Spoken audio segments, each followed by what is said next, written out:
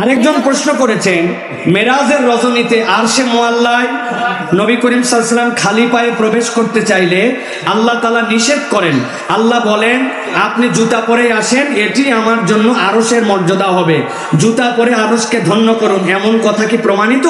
প্রিয় ভাইরা, আরশে আজিমের শানেও এই ধরনের কথা কিন্তু সম্মানজনক নয়। নবী করিম সাল্লাল্লাহু আলাইহি ওয়াসাল্লাম হচ্ছেন পৃথিবীর সবচেয়ে ভদ্র, সবচেয়ে আদবওয়ালা। নবী করিম সাল্লাল্লাহু আলাইহি ওয়াসাল্লাম হচ্ছেন শিষ্টাচারের সবচেয়ে বড় লেভেলের উৎকর্ষিত মানুষ। সেই মানুষ আরশে আজিম তো আল্লাহ রাব্বুল আলামিনের এমন সৃষ্টি, যেই সৃষ্টির হাইসিয়ত জানি না, অতএব ওই সৃষ্টিতে ওঠার সময় জুতা পরে উঠবেন কি জুতা পরে উঠবেন না, এই ধরনের কথা বলা এটা কোরআন হাদিস দ্বারা প্রমাণিত নয়। আর আরশে আজিমটা কি, এইটাকে অনেকে বলছেন এটা লা মাকান, এইটার কোনো অবয়ব, এটার কোনো আকৃতি জানি না। সেখানে রাসূলুল্লাহ সাল্লাল্লাহু আলাইহি সাল্লামকে উঠলেন নাকি রাসূল সাল্লাল্লাহু আলাইহি সাল্লাম গেলেন, এই উঠাটার ধরন কি, প্রকৃতি কি, এটা বললে কিন্তু এর সাথে জুতা খোলা বা না খোলার প্রসঙ্গ আছে। অতএব যেটার আমরা প্রকৃতি জানি না সেটার সাথে এই কথাটা সামঞ্জস্যপূর্ণ নয়। অতএব মেরাজের ঘটনায় আমরা এইগুলা যেগুলা বলে বসি, এইগুলা অতি আবেগের কথা, এইগুলা কোরআন সুন্নাহর সাথে সামঞ্জস্যশীল কথা নয়। আল্লাহ রাব্বুল আলামিন এই কথাগুলো আমাদেরকে বুঝে কথাগুলো বলার তৌফিক দান করেন। আরেকজন প্রশ্ন করেছেন, আসসালাতু মেরাজুল মুমিনিন, এটা কি হাদিস? প্রিয় ভাইরা, আমাদের সমাজের মধ্যে ব্যাপক প্রচলিত একটা কথা, নামাজ হচ্ছে মানুষের জন্য মেরাজ স্বরূপ, ঠিক কি না? এই কথাটি কোনো হাদিস গ্রন্থের মধ্যে উদ্ধৃত হয় নাই এই রকম বাক্য দ্বারা। নবী করিম সাল্লাল্লাহু আলাইহি সাল্লাম মেরাজ থেকে সালাত নিয়ে আসছেন, অতএব এটাকে রূপ করতে আমরা মেরাজের ফজিলত বলতে পারি। কিন্তু নামাজি নবীজির যেরকম মেরাজ হয়েছে সশরীরে, নবী করিম সাল্লাল্লাহু আলাইহি ওয়াসাল্লাম উড্ডাকাশ ধুলক ভুলক ভেদ করে গেছেন, আপনি নামাজ পড়লেও আপনি সেরকম মেরাজ করতেছেন, এটা হাদিসের কথা নয়। হাদিসে কিভাবে আসছে? হাদিসের মধ্যে আসছে, যখন কোনো বান্দা নামাজে দাঁড়ায় আল্লাহ রাব্বুল আলামিনের সামনে আল্লাহ যেন তাকে দেখতেছেন। তাহলে আল্লাহকে দেখতেছেন মানে তার এটা একটা আল্লাহ রাব্বুল আলামিনের সাথে দিদারের মতো। কেউ যদি নামাজের মধ্যে দাঁড়ায়, যতক্ষণ নামাজের মুসাল্লায় রত থাকে, সে যেন আল্লাহর সাথে কথা বলতে থাকে, তাহলে মানে আল্লাহর সাথে কথা বলা সেন্সটাতে হাদিস এরকম আসছে। কিন্তু আসসালাতু মেরাজুল মুমিনিন আল হাদিস, এই কথা বলা যাবে না প্রিয় ভাইরা। এইভাবে বাক্যে আসেন, এটা জ্ঞানীদের উক্তি, এটা প্রকারান্তরের উক্তি। সুতরাং মেরাজের এই বিষয়গুলো আমাদের স্বীকার করে নিতে হবে। আর একটা কথা আমাদের সমাজে, যে মেরাজ কি রাসূলুল্লাহ সাল্লাল্লাহু আলাইহি ওয়াসাল্লামের সশরীর হইতো? অবশ্যই। কেউ যদি রাসূলুল্লাহ সাল্লাল্লাহু আলাইহি ওয়াসাল্লামের সশরীরের মেরাজ অস্বীকার করে, এটা মুতাওয়াতির হাদিস, কোরআন দ্বারা, হাদিস দ্বারা স্পষ্টভাবে প্রমাণিত। এটাই আল্লাহ রাব্বুল আলামিন রাসূলুল্লাহ সাল্লাল্লাহু আলাইহি ওয়াসাল্লামকে মর্যাদা নিয়ে গেছিলেন। কেমন করে নিয়ে গেছিলেন, বিজ্ঞান প্রমাণ করতে পারুক না পারুক, এগুলো কিচ্ছু যায় আসে না।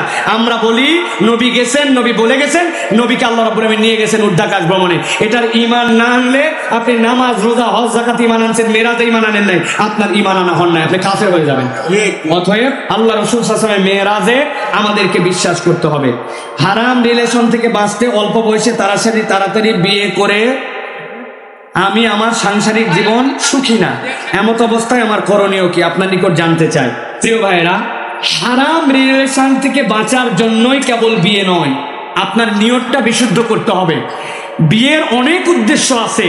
প্রথম কথা হচ্ছে আল্লাহ রাসূল সাল্লাল্লাহু আলাইহি ওয়াসাল্লাম বিয়ে করেছেন, এটা সুন্নাহ, আপনি সুন্নাহ করবেন। 2 নম্বর, পরিবার গঠন করতে বলেছেন, লা রুহবানিয়াতা ফিল ইসলাম, ইসলামের মধ্যে কোনো বৈরাগ্য নেই, আপনি বৈরাগ্য ত্যাগ করবেন। 3 নম্বরে, আপনার একটা উত্তর প্রজন্ম গঠন হবে, আপনি প্রজন্ম দ্বারা ফায়দা নেবেন, আপনার পরিবারকে আপনি গঠন করবেন। এইগুলো অনেক নিয়ত আছে, কিন্তু আপনি খালি নিয়ত করছেন যে আপনি হারাম রিলেশনে জড়িত যাবেন, এই জন্য আপনি বিয়ে করছেন। এই নিয়তটার মধ্যে আমাদের ভুল আছে প্রিয় ভাইরা, অতএব নিয়ত সহি করেন।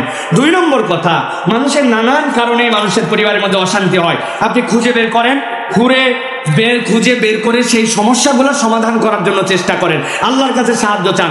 আমাদের পরিবারের মধ্যে এখন অসন্তুষ্টির 1 নম্বর কারণ, চাহিদার চোখটা বিরাট উপরে উঠে গেছে আমাদের, ঠিক না ভাই?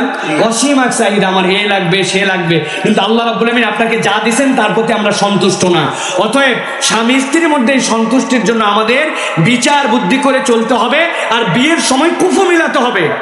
কুফু মিলানো ইসলামে বিরাট গুরুত্বপূর্ণ। দুই পরিবারের অবস্থান, দুই পরিবারের বংশীয় রূপ, তারপরে আল্লাহ রাসূল সাল্লাল্লাহু আলাইহি ওয়াসাল্লাম বলছেন তাদের সৌন্দর্য দেখো, তার দিন দেখো। আপনি কিছুই দেখলেন না, খালি মনে করছেন একটা ময়দার বস্তা পাইছি, ময়দার বস্তা বিয়ে করে বলছি। তো মানুষ কি ময়দার বস্তার সাথে বিয়ে করে সুখী হয়? না। ময়দার বস্তা মানে কি? আপনি একটা সুন্দরী খুঁজছিলেন, এটাই তো পাইছেন আপনি তার কিচ্ছু পান নাই। তো ময়দার বস্তার সাথে, এটা আমার কথা নেন, শাইখ আহমদুল্লাহর কথা, ময়দার বস্তার সাথে বিয়ে করলে তো আপনি সুখী হবেন না।